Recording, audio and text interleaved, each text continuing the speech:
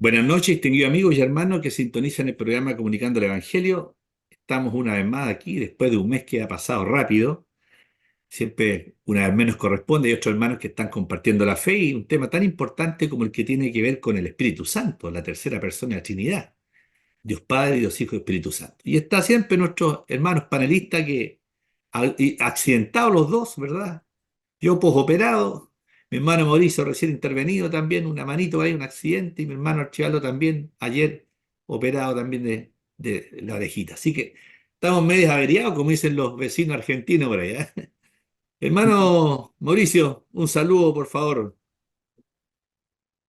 Sí, hermanos, muchos saludos, bendiciones a los que nos siguen, a los que se tomen con estas grabaciones y así es, estamos medio averiados, como dice usted, pero aquí con toda la disposición de poder compartir un poco de lo que el Señor nos ha entregado, así que contentos, alegres de poder tener este tiempo de reflexión y de palabra de Dios. Eso, Bien, hermano.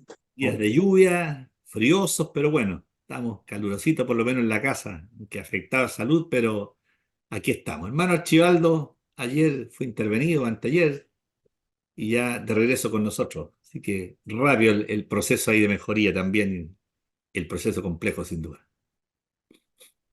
Sí, sin duda, sí, con luchas, pero no estamos vencidos, hermano, porque nos hemos dispuesto en las manos del Señor y aceptamos su voluntad en todo lo que nos pueda ocurrir, confiando que siempre el Señor quiere lo mejor para nosotros.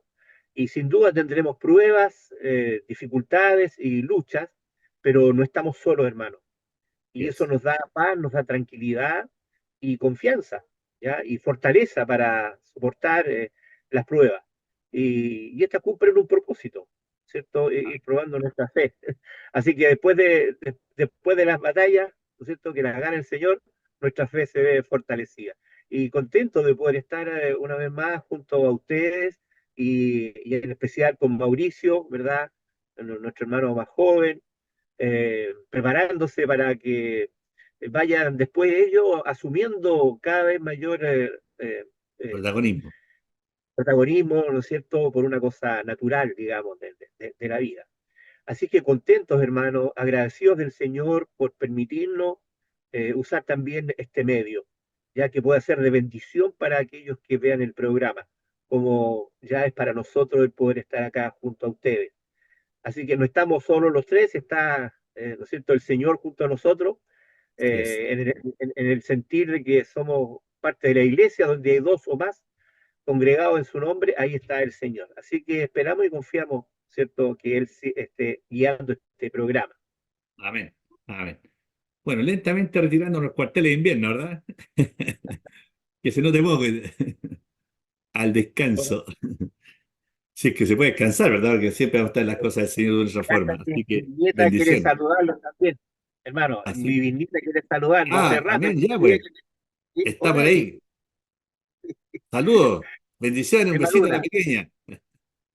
Está saliendo aquí en la red. Ah. Bien, Mauricio, ora al Señor para que Dios nos dirija en este momento, ¿verdad? Y podamos, estamos en un tema que no deja de ser complejo, sin duda. Lo hacemos con mucho respeto. A veces uno dice, vamos a estudiar el Espíritu Santo. O sea, difícilmente podemos estudiarlo, nuestra finitud, entender la infinitud. Así que sí, nos ponemos en la mano del Señor para que Él nos vaya guiando en lo que podemos aportar, ¿verdad? De esta inescrutable palabra. Hermano Mauricio, por favor. Bendito Dios, bendito Padre del cielo, gracias Señor por este tiempo que nos das, Señor, de poder escudriñar, Señor, tus palabras, Señor, tus misterios. Gracias Señor por esta bendición que tú nos das, por el privilegio de poder reflexionar acerca de ti, de lo que hoy disponemos, Señor. Bendice a mi hermano Archibaldo, bendice a mi hermano Luis, para que seamos portavoces tuyos, Señor, portavoces de este mensaje, Señor, que tú nos has traído a nosotros, Señor. Ayúdanos a cumplir aquella labor que nos corresponde como hijos tuyos, como hermanos en la fe, y, y permítenos, Señor, em, poder llegar, Señor, a los corazones, a las vidas, Señor, Mm. de las cuales necesitan de ti, necesitan de tu palabra hoy en día. Acompáñanos, guíanos por medio de tu Santo Espíritu, en el nombre de Jesús. Amén. Bien, como decía en la introducción, ya hemos estado avanzando en este tremendo tema que tiene que ver con el Espíritu Santo, que decíamos tiene una tarea magnífica. Sin la ayuda del Espíritu Santo no podríamos funcionar ni venir a Cristo.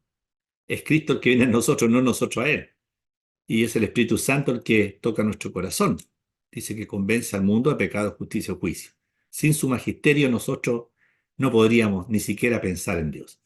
Bueno, vamos a la lectura al texto. En el contexto vamos a leer, en verdad, en Mateo 12, del 22, voy a leer hasta el 32, para que podamos entender esta controversia, ¿verdad? Acerca de el pecado, pecado imperdonable, según la Biblia, en referencia al Espíritu Santo. Dice así en el capítulo 12, verso 22. Fue traído a él un endemoniado. De ahí parte el problema. Ciego y mudo. Ser endemoniado eran ciego y mudo. Y le sanó. De tal manera que el ciego y mudo veía y hablaba. Jesús le sanó. Y toda la gente estaba atónita y decía, ¿será este aquel hijo de David? Mas los fariseos al oírlo decían, este no echa fuera los demonios sino por Belcebú, príncipe de los demonios.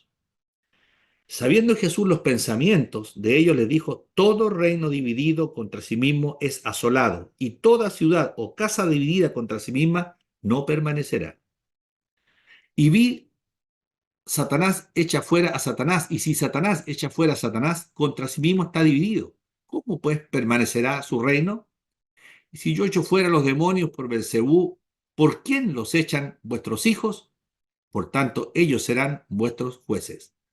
Pero si yo por el Espíritu de Dios echo fuera a los demonios, ciertamente ha llegado a vosotros el reino de Dios. Porque, ¿cómo puede alguno entrar a la casa del hombre fuerte y saquear sus bienes si primero no le ata? Y entonces podrá saquear su casa. Y el que no es conmigo, contra mí es. Y el que conmigo no recoge, desparrama. Por tanto os digo, todo pecado y blasfemia será perdonado a los hombres, mas la blasfemia contra el Espíritu Santo no le será perdonada. A cualquiera que dijere alguna palabra contra el Hijo del Hombre le será perdonado, pero al que hable contra el Espíritu Santo no le será perdonado ni en este siglo ni en el venidero. Y pareciera ser que ese es el pecado por el cual Pablo dice, yo no digo que se pida, que es un texto complejo. Bueno, para introducirnos en el tema ya hemos leído, ¿no es cierto?, este contexto.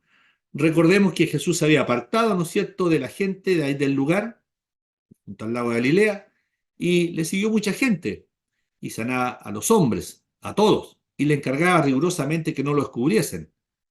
Y dice la palabra para que se cumpliese lo dicho por el profeta Isaías cuando dijo, he aquí mi siervo a quien he escogido, mi amado en quien se agrada mi alma, pondré mi espíritu sobre él. De los gentiles anunciará juicio, no contenderá ni voceará, ni nadie oirá en las calles su voz, la caña cascada no quebrará, y el pábilo que humea no apagará, hasta que saque a victoria el juicio, y en su nombre esperarán los gentiles. Eso está en el mismo capítulo, en el versículo 15 al 21, para ver cómo también el Espíritu de Dios obviamente está en Cristo. Hermano Mauricio, comenzamos un poquito a compartir estos textos. Eh, bueno, hermano, este es sin duda un texto difícil, dificilísimo, porque aquí en el pensamiento la iglesia igual, lo que se dedican a reflexionar y a hacer doctrina, igual se dividen un poco en cuanto a qué significa esto. Pero yo sencilla y llanamente, y ustedes pueden perfeccionar lo que yo voy a decir, es que es básicamente Jesús encara aquí a los fariseos porque él está haciendo algo bueno, él está expulsando demonios de gente que está aprisionada, ¿no es cierto? Y sin embargo los fariseos como que eh, dicen, bueno, el diablo, como que diablo tiene dentro de sí. Pero él le dice básicamente lo siguiente, así de una forma muy sencilla, un parafraseo, es que esto, ¿cómo va a ser posible que las tinieblas echen fuera las tinieblas? Un reino dividido no prevalece. ¿Cómo puede ser que el mismo mal expulsa al mal? No funciona así la lógica. Entonces, em, claramente personas que no aceptan a aquellos que tienen este Espíritu Santo, este espíritu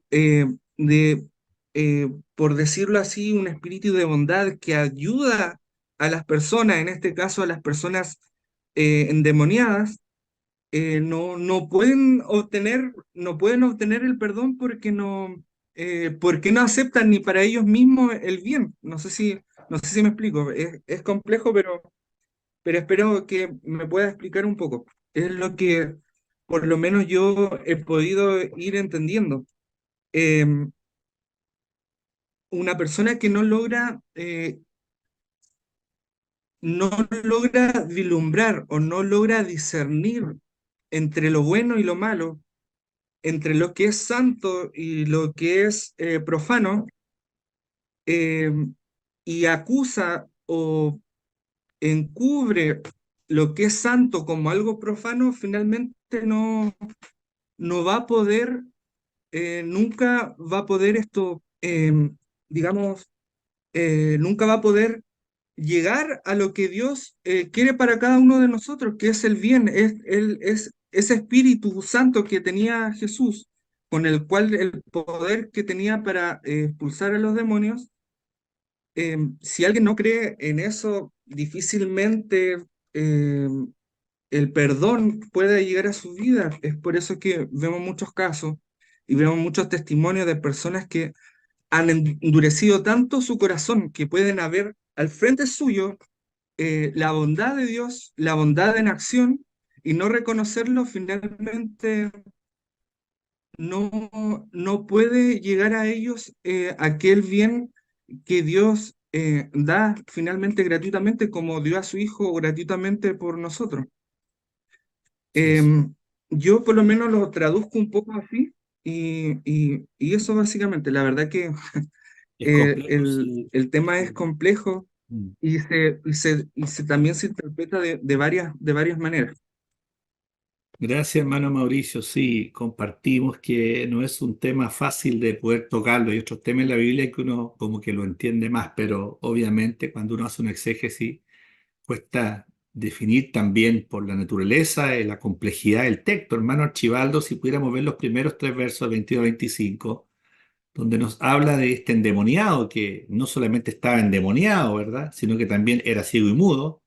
Y vemos ese proceso, si tienes tu Biblia abierta, del 22 al 25, comentarlo y vamos a ir viendo hasta llegar al texto puntual. ¿M? Hermano Archibaldo, por favor, así una síntesis de 22 a 25, Sí, bueno, para entender el contexto. siempre este ha sido un tema difícil, ¿ah? Y más que difícil, preocupante, yo diría para todo cristiano, porque nadie quiere pecar contra el Espíritu Santo. Entonces, muchas veces nuestros pensamientos cavilan y dicen, chuta, espero no caer en un pecado de tal magnitud, un pecado que aquí en la Escritura, ¿no es cierto?, es bien claro.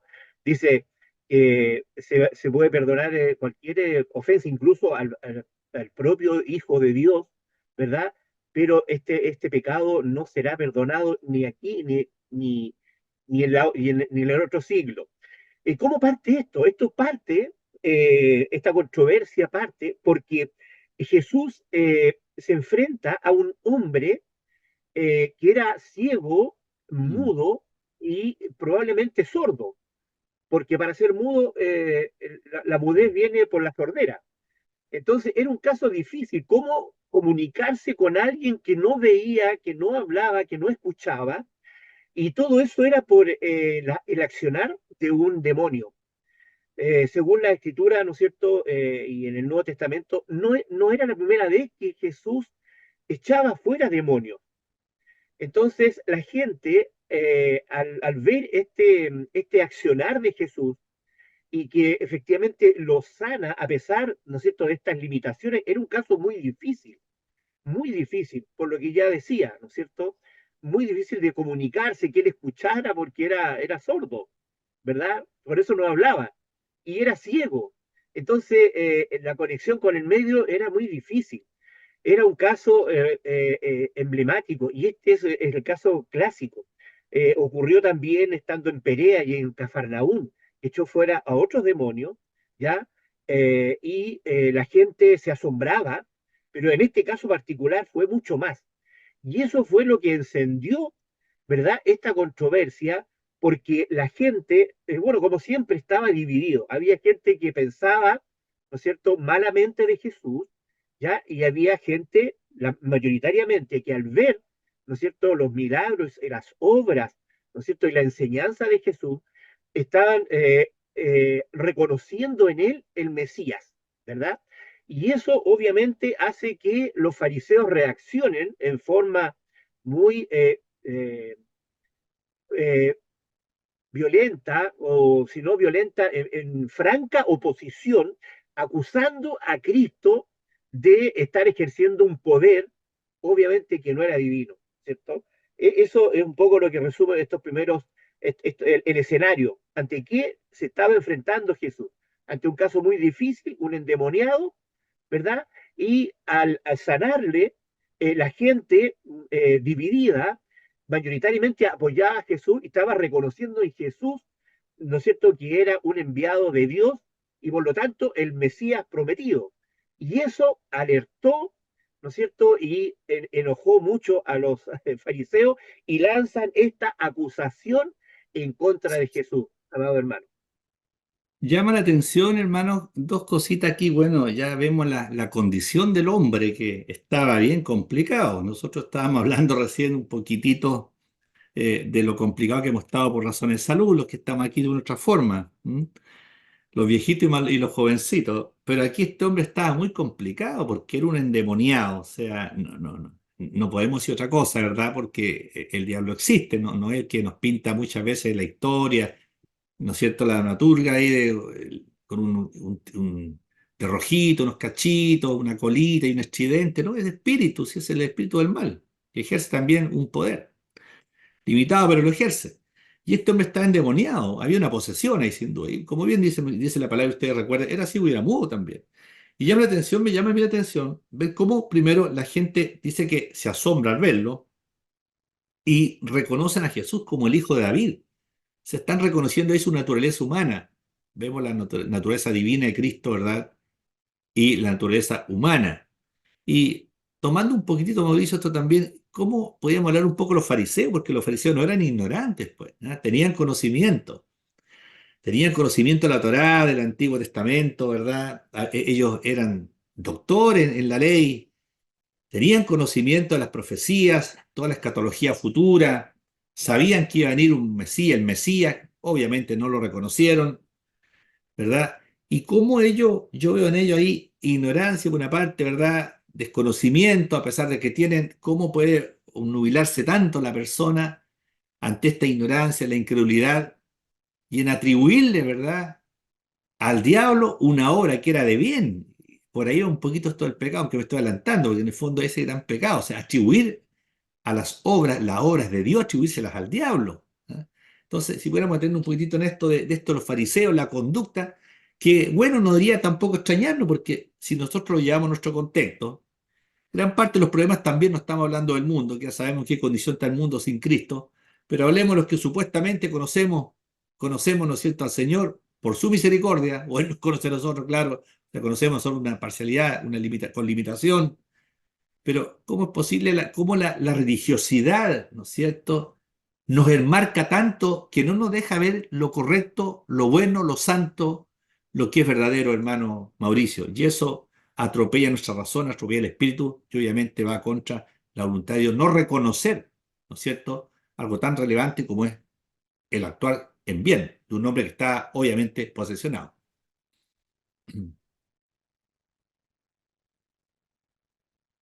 Está Sí, muteado. hermano, lo meditaba también. Ahora sí, Sí, en eso meditaba también que no solamente a los fariseos les pasa el no poder reconocer de repente el obrar de Dios, sino que nosotros también, es, que como bien dice usted, nos enmarcamos y nos enfrancamos en nuestra religión, y no lo digo peyorativamente porque es nuestra forma nuestra religión, o como le queramos llamar, son en nuestra forma de hacernos parte de Cristo, que finalmente Cristo tiene muchos miembros, ¿no es cierto? Su cuerpo tiene muchos miembros, pero finalmente de repente no vemos en la bondad de Dios en otras personas de las cuales están alejadas de nosotros, o alejadas de nuestra religión o de nuestros pensamientos. Pero básicamente lo que pasa aquí es que ellos cuestionan el, el obrar de Jesús y no logran ver finalmente aquello que la bondad de Dios y lo divino en el Hijo del Hombre, que es Jesús. Y, y sí, vemos escepticismo como el que tenemos nosotros, pero finalmente esto nos entrega una lección a no ser incrédulos en que la bondad de Dios finalmente eh, lo podemos encontrar en, lo podemos encontrar en el prójimo, en el Hijo del Hombre, en este caso en Jesús, y no podemos atribuirle a un acto o algo, a a un gen malvado o en este caso a Satanás, cosas que son de Dios. Em, Eso hasta ahí quedo limitado em, Así es. limitado de este pensamiento, pero es eso, veo que quizás lo mismo que le pasa a los fariseos, igual también nos pasa a nosotros, que Dios muchas veces nos sorprende y quedamos escépticos a lo bueno que Dios puede hacer en otras personas que quizás no son cercanos a nosotros. Increíble cómo puede uno estar vendado aún creyendo conocer la verdad, ¿verdad? Porque obviamente a veces nos encerramos en una burbuja también y no entendemos la escritura, a pesar que decimos que podemos entenderla. Creo que este problema de los fariseos, que sin duda es nuestro problema también en el día a día y muchos cristianos podemos estar incurriendo en lo mismo, es un desacierto progresivo porque si aquí recuerdan, aquí todavía no está el proceso de la muerte de Cristo. Estamos en sus inicios, en todo su proceso, ¿no es cierto?, de popularidad, avanzando el desarrollo del ministerio. Pero oye, ya aquí ya no era la primera vez que se confrontaban con él, como una persona joven que a los escasos años había estado ya contendiendo la sinagoga con ellos, cómo era posible, ¿verdad?, que este hijo de David, en la discusión si era o no era, ¿verdad?, pudieran ellos argumentar aquello, no reconocer la obra tan magnífica de sanidad en un hombre que fue sano. Y yo pensaba que más adelante, por eso hacía yo es un desacierto progresivo, porque acuérdense que estas mismas personas y los mismos judíos también, aunque así estaba establecido en este plan, que a veces no entendemos, o por lo general entendemos, ellos también se hicieron cargo de la sangre del maestro. ¿Mm? Aquí dijeron, bueno, está echando afuera los demonios por Belcebú, no echa afuera por otra vía, sino por Belcebú, que es por príncipe de los demonios. Le atribuyen, como decía al comienzo, ¿no es cierto?, al diablo esta obra maravillosa. Y más adelante, ya en el proceso de crucifixión, previo a él, cuando está crucificado, previo a la muerte, quiero decir, ellos mismos dicen, bueno, su sangre sea sobre nosotros. A mí me toca mucho ese texto, cuando dicen ellos, y eran hombres que muchos eran del vulgo, pero los que estaban ahí y participaron también en la acusación era gente que sabía, era gente con una cultura religiosa de pequeño, y pasado por todos estos procesos que ellos pasan de estudio de la escritura, de la Torá. Y no nada solamente eso, sino que también dicen, no solamente dicen su sangre sea sobre nosotros, sino llegan un paso más atrevido, osado, diciendo, bueno, y la sangre de nuestros hijos también, la sangre de Dios, Él también llega hasta nuestros hijos. O sea, ¿quién maldice a sus hijos? Hay que estar en un plano errático, más que errático, diabólico, tremendo para poder incurrir en aquello. Hermano Chivaldo, bueno, parte de los fariseos y también nos hacemos cargo nosotros, quizás no decimos lo mismo, pero no solamente podemos contristar al Espíritu Santo bajo la vía de atribuirle a la obra del Espíritu Santo, que es la obra del diablo, sino que también como cristianos podemos nosotros contristar al Espíritu Santo, hermano Chivaldo, donde Pablo nos habla acerca de aquello. Podemos entristecer al Espíritu Santo, que no es una fuerza activa como algunas falsas religiones heréticas creen. Es espíritu, es espíritu. Pero el espíritu tiene una voluntad, una parte volitiva, un desarrollo, una conciencia volitiva, se duele, es un caballero, por decir una cosa metafóricamente, el Espíritu Santo, porque no va a entrar, no va a atropellar nuestra voluntad. Está ahí para ayudarnos, el paracleto, como dice la palabra, y obviamente, ¿no es cierto?, también podemos aislarlo, podemos tenerlo aisladito en la parte más pequeña y no dejar que él pueda funcionar y hacer la obra maravillosa que hace con el objeto que nosotros podamos conocer íntegramente o por lo menos acercarnos a la verdad, hermano Archibaldo. Sí, bueno, aquí como tú bien nos introduces, aquí se ve una oposición progresiva y contumaz, es decir, cada vez más férrea. No era indiferente a la casta religiosa de la época el accionar de Cristo, ¿ya? Fueron 3 años de ministerio y esto fue de menos a más. Y aquí vemos, ¿no es cierto?, un clímax en este orden. Ya decía anteriormente que no era primera vez que Jesús echaba fuera demonios. Claro. Y en este caso tan especial, ya simplemente esto llegó a este límite, llegó a por así decirlo, la sangre casi llegó al río, ¿verdad? En una controversia. No estaban dispuestos los fariseos a permitir que eso continuara, que la gente siguiera admirándose de Cristo y reconociéndole como el hijo de David, como lo expresaban a viva voz, ¿ya? Y eso iba en contra de sus convicciones y también iba en contra de su estatus, ¿no sé? Aquí hay una lucha espiritual muy fuerte. Y por eso que Jesús también debe enfrentarlos, y es lo que hace la continuación del texto, ¿ya? Y lo hace por parte. Primero estableciendo, ¿cierto? De que, a ver, veamos de qué estamos hablando, ¿cierto? Una vez que es sanado este hombre. Algunos decían, este es el hijo de David. Aquí está respaldado por estas señales, no pueden venir de otro lugar que no es del cielo. Pero los fariseos, autoridades, gente que era muy respetada, gente que tenía peso en la sociedad, se estaba oponiendo abiertamente, ¿cierto? Y esto ya era el colmo no reconocer el obrar del Espíritu Santo en el ministerio de Cristo. Aquí no está recién comenzando, ya lleva un tiempo, ¿verdad? Ya hay muchos antecedentes y los fariseos ya se han hecho una idea, ya han tomado una posición. Y eso es lo que los mueve, acusar a Cristo de estar realizando obras, ¿no es cierto?, con el consentimiento, por así decirlo, o con la participación de Satanás, no de Dios. Y eso es grave, y eso Cristo, ¿no es cierto?, aquí lo enfrenta, y lo enfrenta claramente. Y dice, vamos por partes. Un reino, ¿no es cierto?, dividido, un país, una ciudad, aún una familia, que sus integrantes están los unos en contra de los otros, están, por así decirlo, jugando, oponiéndose entre ellos al interior de una familia, de un pequeño grupo, no va a prevalecer si esta división continúa. ¿No es cierto? Y cualquier jefe de familia no quiere que su familia o su grupo se destruya. Por lo tanto, aquí yo he estado echando demonios ya, por así decirlo, ¿verdad? No es primera vez que se ha hecho, esta tarea ya ha sido reconocida por la población, entonces vamos a aclarar las cosas.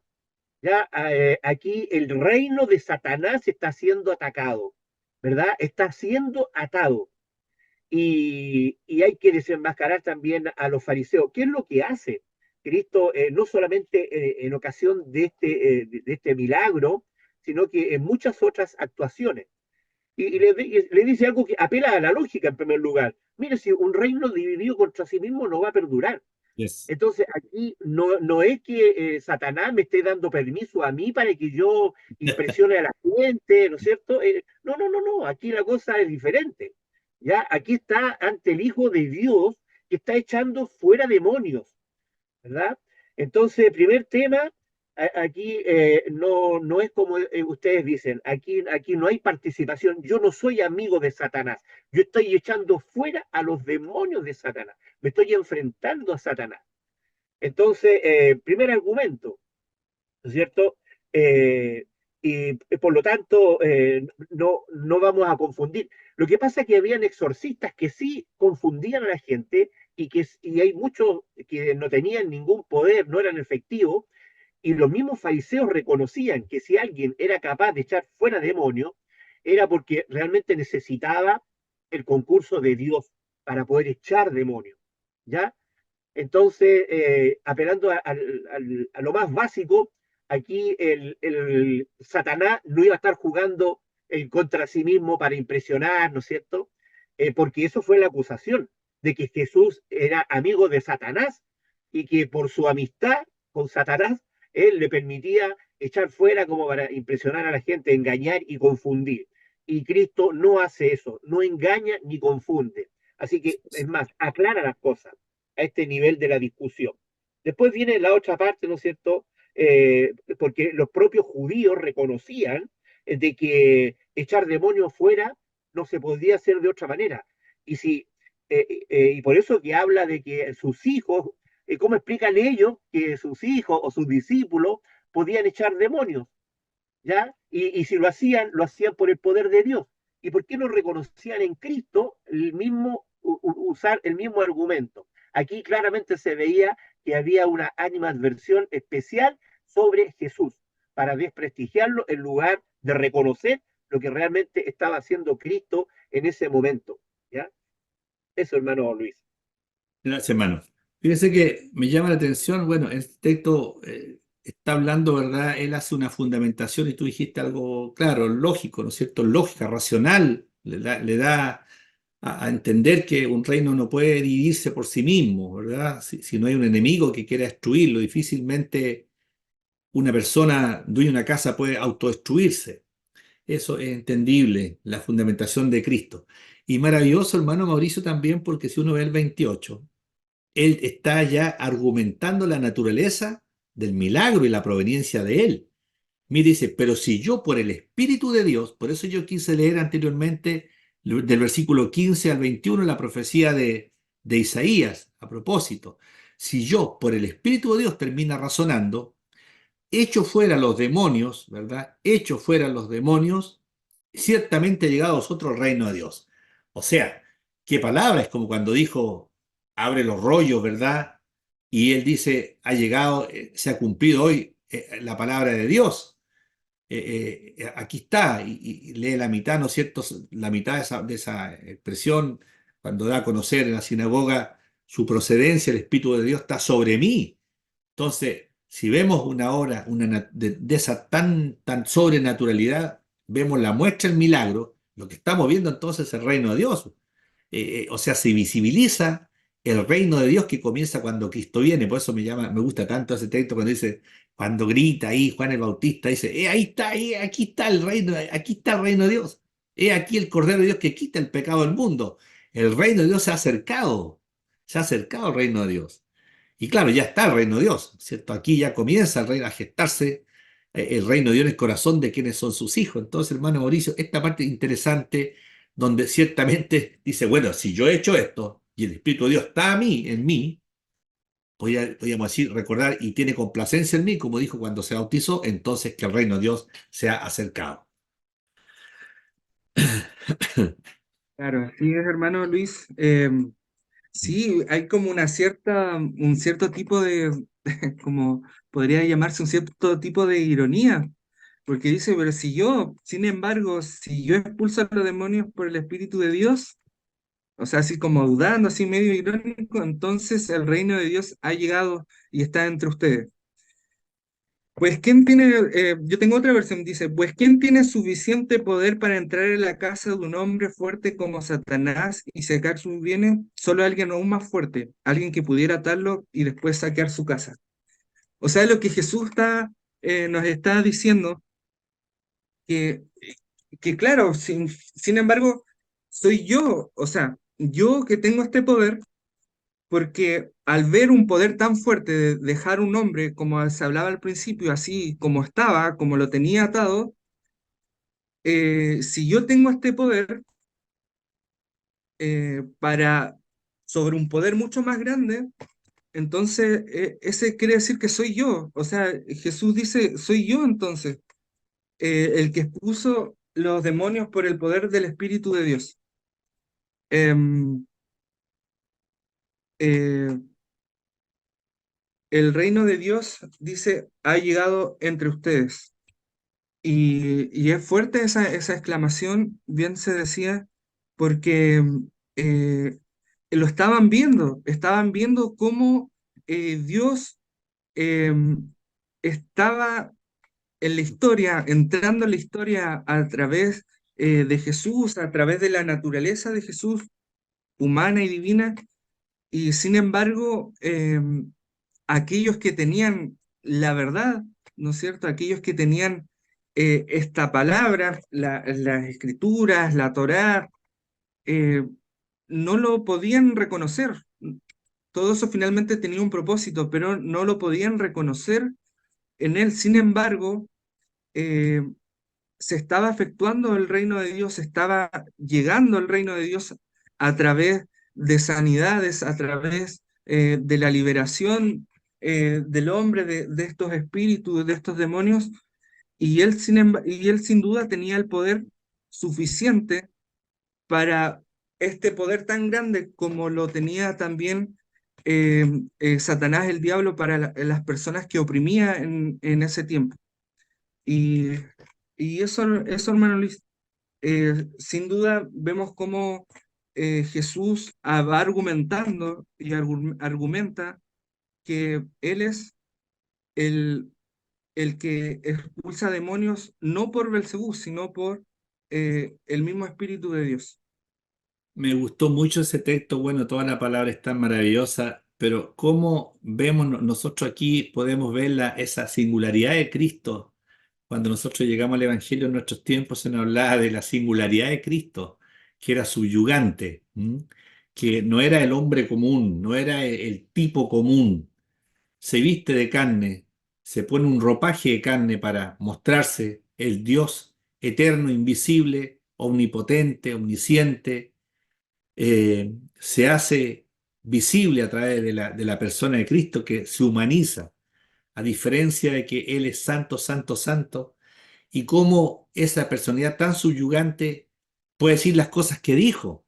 Recordaba aquí un poquitito en el contexto los 7 yo soy de Jesús, que están en el Evangelio de Juan. ¿Quién puede decir lo que dijo Cristo? ¿Qué hombre podría pararse y decir, por ejemplo, yo soy el camino, la verdad y la vida? Que yo sepa, nadie lo ha dicho. Nadie lo ha dicho. Quienes tenemos acceso a la literatura, nadie ha dicho eso. Y si alguien lo dijera, sería un esquizofrénico, un loco. Sería una persona que tendría que probarlo. A lo mejor alguien puede decir, yo soy. Pero tendría que probarlo y hacerse matar y resucitar al tercer día y hacer las obras que él hacía.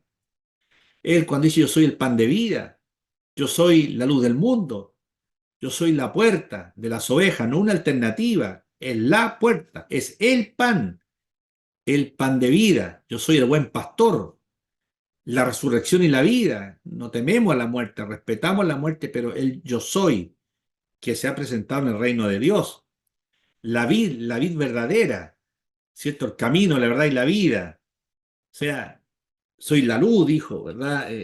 Y todos aquellos epítetos que indicó. Y no solamente, yo siempre repito esto, no solamente lo dijo, sino que él probó con sus hechos lo que él dijo con sus palabras. Entonces, este reino de Dios se muestra, se hace evidente a través de la personalidad de Cristo. Por eso creo, hermanos y estimados amigos que nos escuchan, hermanos, que no hay nadie como Cristo Jesús. Su personalidad es sin igual. No hay nadie que pueda siquiera compararse pálidamente. Y lo que tenemos aquí, la complejidad de los textos, no es nada comparado si todo hubiese escrito en estos 3 años, lo que él hizo en todos sus 33 años, no habrían libros, no habrían espacio donde tener esos libros. Entonces, es notorio ver que el que está ante este milagro no es un milagro simple, hermano, bien recordado, hermano Chivaldo, no es un milagrito más, sino que porque el diablo también hace milagros, pero él se atribuye la gloria y son a media milagros, ¿verdad? Porque va a estar siempre sujeto y vencido por el poder del Señor. Pero qué maravilloso este Cristo, hermanos y amigos que nos escuchan, que podemos confiar en Él. También nosotros nos ponemos en el otro lado, a la vereda, y nos cuestionamos nuestra falta de confianza hacia Jesús. ¿Cuánta pasión tenemos por este? A lo mejor no vamos a decir lo que dijeron ellos, pero quizás solapadamente nos escondemos tras nuestras caretas en la insinceridad y actuamos peor que los fariseos porque también tenemos conocimiento. Ellos no tenían conocimiento hasta después de un Cristo resurrecto, pero ellos no sabían que era Cristo, o al menos lo negaban. Por eso que él, ¿no es cierto?, es rechazado por los israelitas y sus parientes según la carne, como dice Romanos 9:3. Y nuestro Señor insinúa entonces la formación de una nueva familia. Sale de su progenie, sale de sus parientes según la carne, como dice Pablo, como decía, y entonces comienza a formar una nueva familia de la fe, ya no en la obra, en la ley, sino en la fe, y pasa por sobre todo los límites de las pretensiones raciales, y se dirige hacia un pueblo gentil y recibe todo aquel que quiere ser su discípulo, como también complementa con Juan 6. Entonces, es el Cristo que predicamos, ¿verdad? Es el Cristo que creemos, pero nos ponemos en la área del juicio, sin duda, cuando hablamos a los fariseos, pero hemos reconocido que nosotros también, hermano Archibaldo, pecamos, adolecemos muchas veces de la pasión, de la credulidad, para confiar toda nuestra vida al Señor y todo lo que nos pasa. Dios, digo, tenga misericordia de nosotros, porque los años, yo siempre repito, no es como el cuerpo bombero, ¿verdad? Que respetamos tanto, que dice que mientras más años, más medallas te dan. Los años constituyen grados. Aquí no es así. A veces los años nos juegan muy a favor, de verdad. No desarrollamos, no crecimos espiritualmente, no maduramos, un poquito desequilibrados. A veces los años no podemos alcanzar la medida, la estatura que Dios quiere de nosotros. Pero qué maravilla Dios que tiene misericordia y que nuestra insensatez, hermano Archibaldo, nos pasa no por alto, pero nos retoma, nos vuelve al camino para entender que estamos al debe con el Señor Jesús. Bueno, archivando. Sí, bueno, aquí esta controversia en la cual estos insensatos fariseos se oponen a Cristo, veladamente, claramente ellos estaban tomando posición del lado de Satanás, al no reconocer a Cristo, en Cristo, el accionar de Dios mediante el Espíritu Santo. Y esto no es un milagro, ¿no es cierto?, un obrar eh, particular o aislado. Aquí hay todo un desarrollo, ¿verdad?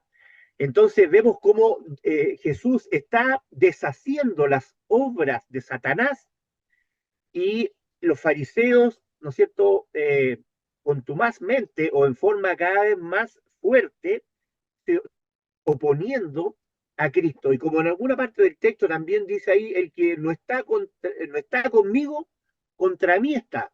Y esa es la lucha de la humanidad. O estás con Cristo o estás en contra de Él, ¿verdad? O con tu accionar estás atrayendo a la gente hacia Cristo, o a lo mejor, si estás de parte, ¿no es cierto?, de Satanás, lo que vas a hacer va a ser ahuyentar a las masas, a la gente, ¿no es cierto?, a la humanidad, de poder tener conocimiento de Cristo. La única conclusión lógica que manifiesta que Cristo, ¿no es cierto?, que por la obra que hasta ese momento ya había realizado Cristo, ya había echado demonios otras veces, había sanado a paralíticos, había devuelto la actividad normal de miembros atrofiados, ¿verdad? Había actuado ya de muchas maneras y todas esas simplemente había, la conclusión lógica era que Cristo estaba actuando por el poder, por medio del poder del Espíritu Santo, y sin duda eso era una muestra clara de que el reino de Dios se estaba acercando. Fíjese que lo primero que dice Juan el Bautista, aquel que iba a preparar el camino de Cristo, después de 400 años de que no había más, de que habían cesado las profecías, dice, lo primero dice, arrepentíos, porque el reino de Dios se ha acercado, ¿no es cierto? Entonces, no reconocer todo eso, sino que seguir tosudamente atribuyendo un poder no de Dios, sino que de Satanás, es peor todavía, ¿ya? Claro. Porque de repente por ignorancia, por desconocimiento, podemos dudar. Sin duda nosotros muchas veces dudamos, nuestra fe es débil, pero aquí ya no era simplemente una falta de fe, ignorancia, sino que una clara posición en oposición a Cristo. Y eso los pone del lado de Satanás. Por lo tanto, ¿no es cierto? Dice, este pecado no se va a perdonar, ponerse del lado de Satanás, no reconocer el accionar del Espíritu Santo y sobre todo ellos que tenían una gran responsabilidad y que eran autoridades, ¿no es cierto?, espirituales, que tomaran esa posición, es mucho el daño que estaban causando a la población que también tenía confianza y respeto en los fariseos. Porque no olvidemos que en esa época, en ese contexto, ser Pero lo fariseo, guiamos. un hombre piadoso, un hombre más cercano a Dios que el resto, ¿verdad? De tal manera que ellos estaban exponiendo no solamente sus propias vidas, su propio estado espiritual delante de Dios, sino que también podían arrastrar a mucha gente, como sin duda lo hicieron, ¿verdad? Arrastraron a mucha gente a oponerse a Cristo. No olvidemos cuando entra Cristo, para terminar, hace su entrada triunfal una semana antes de entregarse voluntariamente por nosotros, y la gente lo vitoreaba, y después justamente a la semana siguiente, cuando es llevado ante, es detenido Cristo, los propios autoridades religiosas asusaban a la gente para que Cristo fuera crucificado. Entonces, sin duda, el accionar de ellos era un accionar muy peligroso y simplemente Cristo no podía dejar pasar ese hecho y por eso es que es tan duro y también en otras oportunidades, y con esto termino, cuando le digo ustedes son verdaderos sepulcros blanqueados, Fuerte. sea, que tenga una apariencia de limpieza, de pureza por fuera, porque los sepulcros lo pintaban, ¿no es cierto?, de cal y se veía muy blanquito, muy ordenadito, pero sabemos lo que hay en el interior de una tumba, hay corrupción, hay muerte, hay pobredumbre, ¿no es cierto? Está la carne corroída de aquellos que han fallecido. Entonces la acusación es muy fuerte y es por eso que con el tiempo, después ya ser fariseo, ya no era sinónimo, ¿no es cierto?, de hombre piadoso, de hombre cercano a Dios, de intermediario entre Dios y los hombres, lo que la función sacerdotal, ya, sino que simplemente pasa a ser sinónimo de hipocresía, de falsedad, de mostrar una careta y en el fondo ser otra cosa, ya por fuera parecen, ¿no es cierto?, sepulcros blanquitos, pero por dentro ustedes interiormente están, ¿no es cierto?, corrompidos, ya, y han tomado una posición totalmente antagónica. Esto es una fuerte lucha, ¿no es cierto?, que queda plasmada aquí en las Escrituras, en el Nuevo Testamento, de cómo se enfrentó hasta este límite y bueno, hasta dar su vida, porque simplemente, ¿no es cierto?, después lo llevan, bueno, no vamos a adelantarnos a los hechos, pero este pecado estaba siendo, ¿no es cierto?, dirigido en primer lugar en contra del Espíritu Santo, no reconocer. Imagínense, si usted no es, si en ese contexto no fueron capaces de reconocer al Hijo del Hombre y al Espíritu Santo obrando, ¿qué más se puede esperar?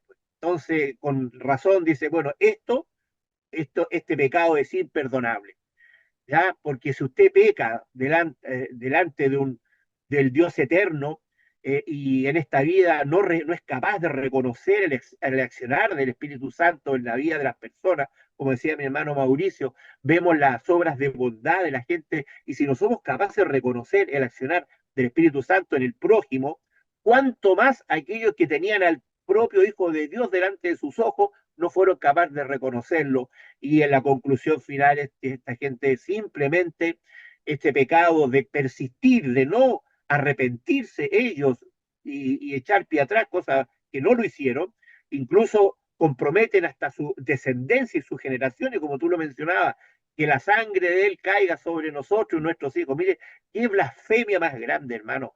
Terrible, simplemente, terrible. Así es. Para ellos, sin duda. Bueno, como un hecho anecdótico, porque se pone la carnecita de gallina cuando uno habla sobre este pecado imperdonable que, correcto, podemos ir definiendo un poco la idea, no reconocer las obras de Dios y la obra de Cristo y atribuírsela al diablo. Es ese gran problema, es el punto. Porque uno muchas veces dice, bueno, muchas veces se pregunta a la persona, ¿y qué es más importante, el Espíritu Santo que Dios y que Cristo? Porque dice aquello, pero en el contexto lo deja ver que no son capaces de reconocer el reino de Dios que ya está ahí y le atribuyen al diablo las obras que él hace. Bueno, en forma un poquito jocosa, eh, yo recuerdo estar recién convertido y hay una fiesta en la universidad, estudiaba una fiesta no recuerdo si era la fiesta Mechona o de haber sido la fiesta Mechona, bueno, en abril por ahí de ese año 76. Y voy llegando a la universidad un día a las 10 de la mañana a clase y está la Salagarda ahí y empiezan a burlarse el Espíritu Santo. Yo tenía, no sé, un mes, 2 meses, y alguien me había dicho este pasaje seguramente. Y, estaba en la entrada de la puerta, no podía entrar a la universidad porque estaba un tumulto de gente en la fiesta, ahí un día, 10 de la mañana, había una paralela actividades extraprogramáticas, y estaban burlándose del Espíritu Santo, lo que hace tan común la gente cuando dices algunas pesadeces, ¿verdad?, acerca de aquello o de aquel. Y saben, hermano, me entró tanto temor que me acuerdo que me di la fuerza, me di la vuelta y tomé mi Wii y me volví a la casa. Vino un temor que no quise participar ni siquiera escuchar aquello. Estaba pensando en lo que significa entristecer. Entonces, frente a la palabra del pecado imperdonable, que ya podemos definir un poquitito por lo que se ha dicho aquí, que sería no reconocer la obra de Dios y de Cristo, ¿verdad? Sobrenatural en bien del pecador, ya estaríamos incurriendo en aquel problema. O sea, no es que solamente el Espíritu Santo, el que no reconocer la obra, lo que hace el Señor, el milagro que está haciendo, ¿no es cierto? Y que está denotando que tiene una base, ese milagro que no viene del diablo, sino de Dios. ¿Y cómo podríamos nosotros contrapesar un poco la cosa? ¿Cómo mostrar la otra parte en el caso del creyente?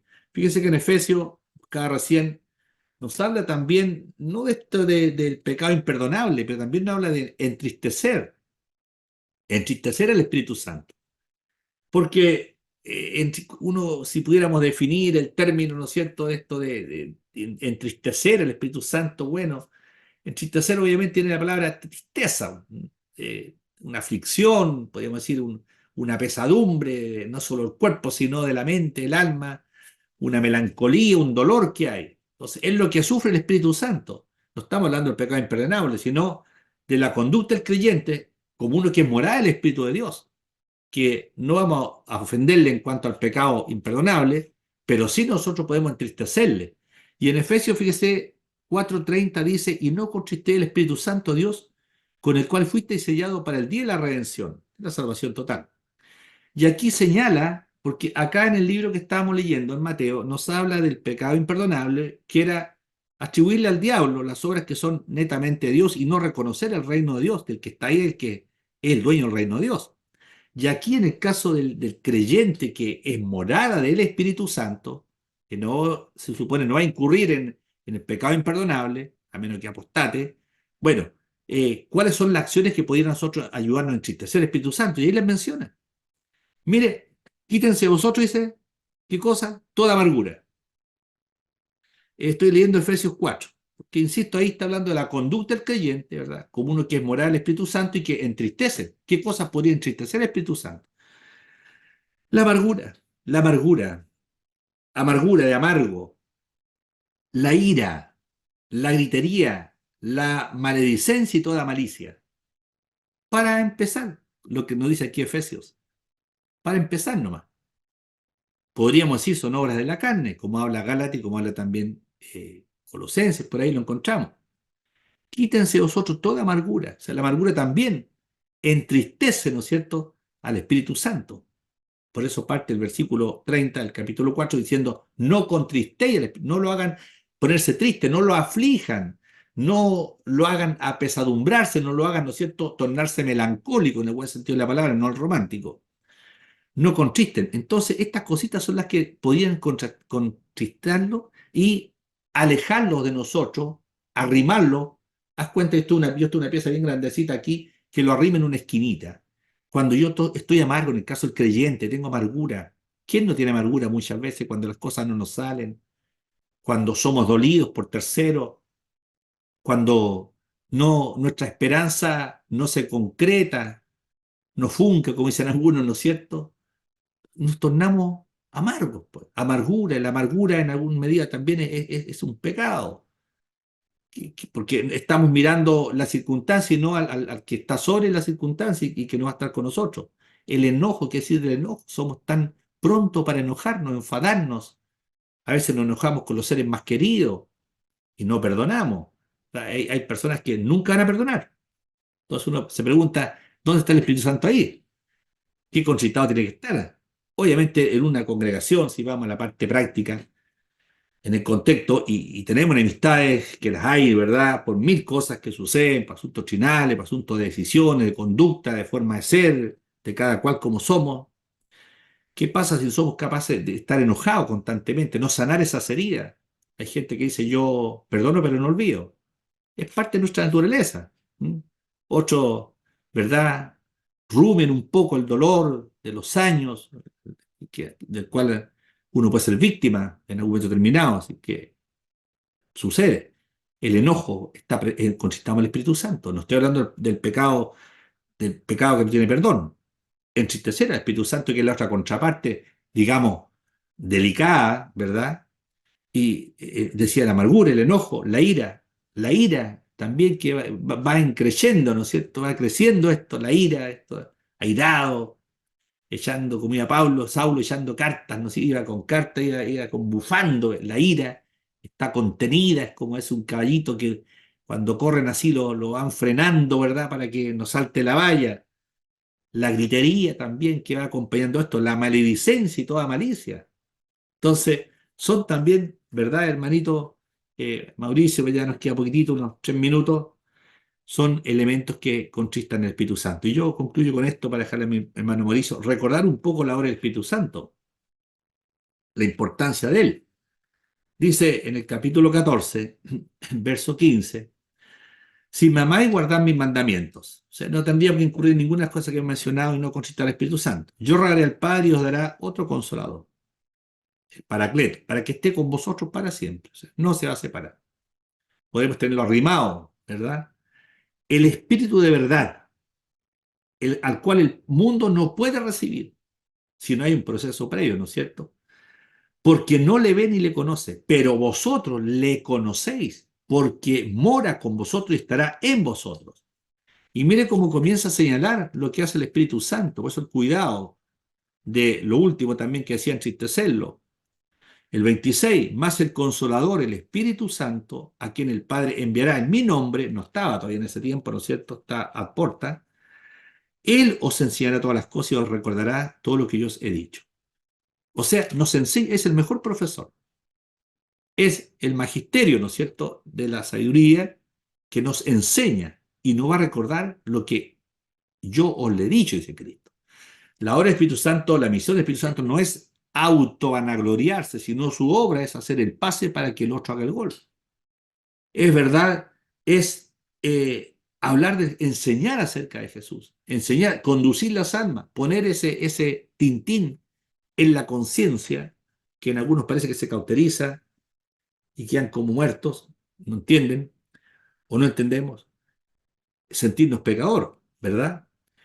Aparte de enseñanza, cuando Él venga, Él se convencerá al mundo de pecado, justicia y de juicio. Qué importante, ¿eh? Si no, no vamos al Señor. Él me glorificará, no se autoglorifica el Espíritu Santo. Él, el 14, estoy leyendo el 16 de Juan, Él me glorificará porque tomará de lo mío y os hará saber. Es como Juan el Bautista, guardando la proporción, cuando Juan el Bautista nunca dijo, yo soy Juan el Bautista, primo de Jesús, 6 meses mayor que él, ¿no es cierto? Y mírenme a mí, yo soy aquí. No, no, él dijo, yo no soy digno, pero dijo, yo no soy digno siquiera de desatar las correas, el calzado de Jesús. A él síganlo. Bueno, él glorificará, el Espíritu Santo glorificará a Cristo. 14. Porque tomará de lo mío, porque Dios, y lo hará saber. Es como, ¿no es cierto?, el hermano que conoce al otro hermano y da a conocer los atributos del hermano. Y todo lo que tiene el Padre es mío, por eso dice que tomará de lo mío y él os hará saber. Entonces, tremenda, hermano, ahí los textos nos van dilucidando aquello y Dios nos ayuda, hermano, Mauricio, para poder, ¿no es cierto?, ser sensibles al Espíritu Santo, no por el temor de que caigamos en el pecado imperdonable, que quiera decir que nunca lo hagamos, si estamos en Cristo yo creo que no, pero sí podemos entristecerlo mediante la ira, el enojo, la maledicencia y la amargura. Hermano Mauricio, ya nos quedan 3 minutitos, estamos concluyendo. Sí, hermano Luis, muy buena conclusión. La verdad es que em, uno puede entristecer al Espíritu Santo en nuestras vidas. O sea, ¿cómo podríamos ver el Espíritu Santo en nuestra vida con amargura? ¿Cómo podríamos ver el Espíritu Santo si estamos llenos de ira, si hay malicia, maledicencia? ¿Cómo podríamos nosotros, si nos decimos ser cristianos, mostrar el Espíritu Santo en nuestras vidas si el fruto del Espíritu Santo es amor, gozo, paz, benignidad, bondad, fe, mansedumbre, templanza? O sea, prácticamente todo lo contrario con aquellas cosas con el que el Espíritu Santo eh, se contrasta, se contriste, se entristece. Y, y bueno, es nuestra responsabilidad como cristianos, es nosotros como iglesia también, donde debería habitar primeramente en nosotros como templo del Espíritu de Dios, el fruto del Espíritu de Dios debería hacerse notar en nuestras vidas. Yes. Eso no siempre ocurre, eso no siempre pasa. Sin embargo, nuestra, eh, nuestro, nuestra meta y para lo cual nosotros tomamos nuestra cruz cada día y somos discípulos de Jesús, es para hacer notorio la obra del Espíritu Santo en nuestras vidas. Es para hacer notorio la obra del Espíritu Santo en nuestra comunidad, como nuestra iglesia. Y es muy importante, es muy importante el Espíritu Santo para nosotros como cristianos, porque es ese Espíritu que nos da la identidad, nos da la identidad en Cristo, nos da esa connotación de que somos de alguna forma diferentes al, al pensamiento, al pensamiento quizás del mundo. A mí me gusta, eh, aquí ya un poquito, no me voy a extender mucho, a mí me gusta leer a Nietzsche. O sea, es un escritor que no, un filósofo que no tiene nada que ver con el cristianismo, pero me gusta leer su pensamiento. Pero sin embargo, lo que yo encuentro de él, que él en sus palabras, en sus pensamientos, hay mucha amargura, hay eh, todas estas cosas, cuando el espíritu está contristado, decía amargura, maledicencia, todas esas cosas se encuentran en él, muchos de sus escritos. Hay algunos escritos que me gustan mucho por su sobriedad y su lucidez en algunas cosas, pero sin embargo encuentro en él mucha amargura. ¿Y es por qué? Porque nos da ese espíritu que nos acompaña a nosotros como cristianos, ese espíritu que, como digo nuevamente, que es amor, gozo, paz, benignidad, bondad, fe, mansedumbre y templanza, ese espíritu que debería desbordar en nosotros y de la cual nosotros tenemos responsabilidad de poder llevarlas a la acción y llevarlas a práctica, en la práctica, primeramente dentro de nuestras familias, para los que somos esposos, los que estamos casados, y también para nuestra iglesia, y de nuestra iglesia también a nuestra comunidad.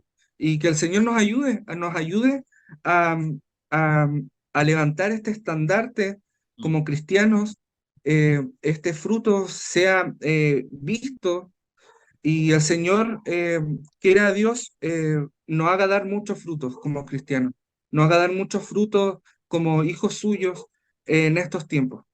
Eso, hermano Luis. Gracias, hermano Mauricio. Hermano Archibaldo, cerrando un poco la idea antes que ya concluyamos. Gracias, Mauricio. Bendiciones. Bueno, invitar a quienes han seguido el programa hasta hasta esta hora, ¿no es cierto? Invitarlos a que vayan a las Escrituras, que conozcan la vida, obra de Cristo, ¿verdad? ¿Cuál fue su ministerio? No podemos conocer de Cristo si no vamos a las Escrituras. Estos son pasajes importantes. Vemos cómo se han estado enfrentando estas fuerzas, ¿ya? Y bueno, las escrituras están para eso, para enseñar, para corregir, para redarguir, para instruir en justicia, ¿no es cierto?, al hijo, a los hijos de Dios, ¿ya? Y por medio de las escrituras, ¿verdad? Conocer la gran obra de redención realizada por el Padre a través de su Hijo y con la intervención del Espíritu Santo. Entonces, no reconocer eso como estos hombres, estos tristes fariseos que sin duda sus almas, ¿no es cierto?, fueron, son dignos de, de un resultado eh, horrible, ¿verdad? Porque ellos tomaron una decisión equivocada. Ellos se pusieron de parte, ¿no es cierto?, del enemigo. ¿Y para qué ahondar más? Entonces, hermano, si tenemos algún temor de pecar en contra del Espíritu Santo, ¿verdad? Vayamos a las Escrituras y en oración, digamos, Señor, yo reconozco tu poderío, yo reconozco, ¿no es cierto?, tu obra en la cruz por nosotros, amado Cristo, y sin duda es un motivo de gratitud diaria. Así que yo, para terminar, le invitaría, ¿no es cierto?, a releer estos pasajes bíblicos, ¿verdad? Y no solamente los pasajes, ir a las escrituras y beber de ellas, ¿no es cierto? La fe comienza por el oír y el oír la palabra de Dios.